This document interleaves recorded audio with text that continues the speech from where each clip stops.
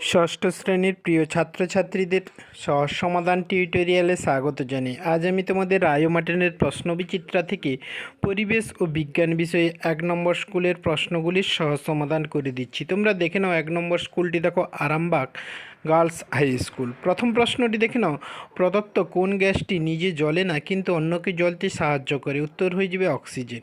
2 নম্বর প্রশ্নটি দেখে নাও, একটি লব্ধ রাশি হলো? উত্তর হয়ে যাবে ঘনত্ব। 3 নম্বর প্রশ্নটি দেখে নাও, প্রদত্ত কোনটি চৌম্বক পদার্থ নয়? উত্তর হয়ে যাবে সোনা। 4 নম্বর প্রশ্নটি দেখে নাও, প্রদত্ত কোনটি দ্বিতীয় শ্রেণীর লিভার নয়? উত্তর হয়ে যাবে কাঁচি। 5 নম্বর প্রশ্নটি দেখে নাও, প্রদত্ত কোন উদ্ভিদে মূল, কাণ্ড ও পাতা থাকে না? উত্তর হয়ে যাবে শ্যাওলা। 6 নম্বর প্রশ্নটি দেখে নাও, ঢেঁকি শাক এক প্রকার? উত্তর হয়ে যাবে ফার্ন জাতীয় উদ্ভিদ। এর পরের প্রশ্নটি দেখে নাও, প্রদত্ত কোন প্রাণী সরাসরি বাচ্চা প্রসব করে? উত্তর হয়ে যাবে চন্দ্রবোড়া। এর পরের প্রশ্নটি দেখে নাও, তিমির চামড়ার নিচে অবস্থিত পুরু চর্বি স্তর হলো? উত্তর হয়ে যাবে ব্লাবার। এর পরের প্রশ্নটি দেখে নাও, চাষের জমি থেকে পাওয়া বর্জ্য হলো? উত্তর হয়ে যাবে ডিডিটি। পরের প্রশ্নটি দেখে নাও, শামুক, ঝিনুক প্রভৃতি প্রাণী চলাফেরার জন্য থাকে? উত্তর হয়ে যাবে মাংসল পথ। 2 নম্বর প্রশ্ন, 2 দাগে প্রশ্নগুলি দেখে নাও। প্রথম প্রশ্নটি দেখে নাও, হিরে অধাতু হলেও তাপের সুপরিবাহী। 2 নম্বর প্রশ্নটি দেখে নাও, ফিল্টার করার পর প্রাপ্ত তরলকে বলা হয়? উত্তর হয়ে যাবে পরিশ্রুত। 3 নম্বর প্রশ্নটি দেখো, মেরুদণ্ডী প্রাণীদের দেহের মাঝ বরাবর ভ্রূণ অবস্থার থাকে নোটোকট নামে একটি কাণ্ড। 4 নম্বর প্রশ্নটি দেখে নাও, আলোর তীব্রতার একক হলো? উত্তর হয়ে যাবে ক্যান্ডেলা। এরপরে 5 নম্বর প্রশ্নটি দেখে নাও, খাদ্য পিরামিডের একটি ধাপ হলো? একটি। উত্তর হয়ে যাবে ট্রফিক লেভেল বা পুষ্টি স্তর। 6 নম্বর প্রশ্নটি দেখে নাও, একটি জৈব ভঙ্গুর বর্জ্য পদার্থ হলো? উত্তর হয়ে যাবে প্লাস্টিক।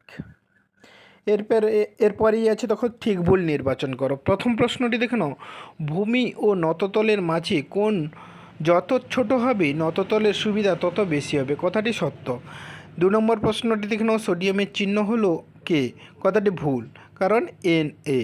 পরের প্রশ্নটি দেখে নাও, উত্তর হয়ে যাবে সত্য। পরের প্রশ্নটি দেখো ভুল হয়ে যাবে। 5 নম্বর প্রশ্নটি দেখে নাও, একবীজপত্রী গাছের পাতায় সমান্তরাল শিরাবিন্যাস দেখা যায়? কথাটি সত্য। 6 নম্বর প্রশ্নটি দেখে নাও, সি হর্স এক ধরনের মাছ? কথাটি সত্য। এরপর 4 দাগে প্রশ্নগুলি দেখো। প্রথম প্রশ্নটি দেখে নাও, ফসফরাস পেন্টাক্লোরাইডের সংকেত হলো PCl5। পরের প্রশ্নটি দেখে নাও, একটি মিশ্র ধাতুর উদাহরণ দাও? উত্তর হয়ে যাবে পিতল। 3 নম্বর প্রশ্নটি দেখে নাও, যান্ত্রিক শক্তি তাপশক্তিতে রূপান্তরের একটি উদাহরণ দাও? উত্তর হয়ে যাবে ইলেকট্রিক ইস্ত্রি। 4 নম্বর প্রশ্নটি দেখে নাও, শক্তির নিত্যতা সূত্রটি লেখো? উত্তর হয়ে যাবে শক্তিকে সৃষ্টি ও ধ্বংস করা যায় না। 5 নম্বর প্রশ্নটি দেখে নাও, তরলের আয়তন মাপা হয় কোন যন্ত্রের সাহায্যে? উত্তর হয়ে যাবে মাপনি চোঙের সাহায্যে। এরপর 6 নম্বর প্রশ্নটি দেখে নাও, উদ্ভিদের বৃদ্ধি পরিমাপ করা হয় কোন যন্ত্রের সাহায্যে? উত্তর হয়ে যাবে অক্সানোমিটারের সাহায্যে। 7 নম্বর প্রশ্নটি দেখে নাও, আর্থ্রোপোডা পর্বের একটি বৈশিষ্ট্য হলো? উত্তর হয়ে যাবে চিংড়ি। 8 নম্বর প্রশ্নটি দেখে নাও, ছোলা বীজে বীজপত্রের সংখ্যা কত? উত্তর হয়ে যাবে 2টি। এর পরের প্রশ্নটি দেখে নাও, একটি জটিল যন্ত্রের নাম লেখো? উত্তর হয়ে যাবে কম্পিউটার। 10 নম্বর প্রশ্নটি দেখে নাও, হাতির একটি মজার অঙ্গের নাম লেখো? উত্তর হয়ে যাবে দাঁত। এরপর 5 দাগে প্রশ্নগুলি দেখো। প্রথম প্রশ্নটি দেখো, তোমার হাত কোন শ্রেণীর লিভার? উত্তর হয়ে যাবে তৃতীয় শ্রেণীর লিভার।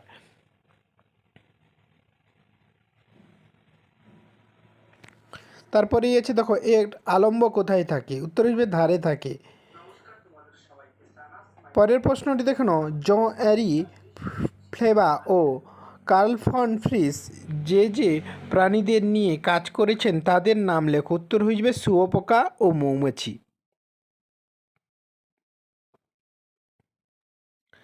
এর পরের প্রশ্নটি দেখে নাও, H2O এর সংকেত থেকে কি কি জানা যায়? উত্তর হয়ে যাবে হাইড্রোজেন ও অক্সিজেন পরমাণু দিয়ে জল গঠিত। পরের প্রশ্নটি দেখে নাও, আন্তর্জাতিক প্রমাণ মিটার কাকে ধরা হয়? উত্তর হয়ে যাবে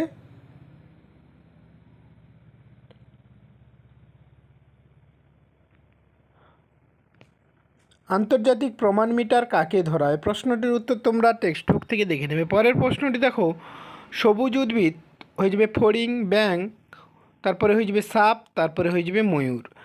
এরপরে রয়েছে দেখো ঘর্ষণের ফলে বস্তুর ক্ষয় হয়, একটি উদাহরণ দিয়ে বোঝাও।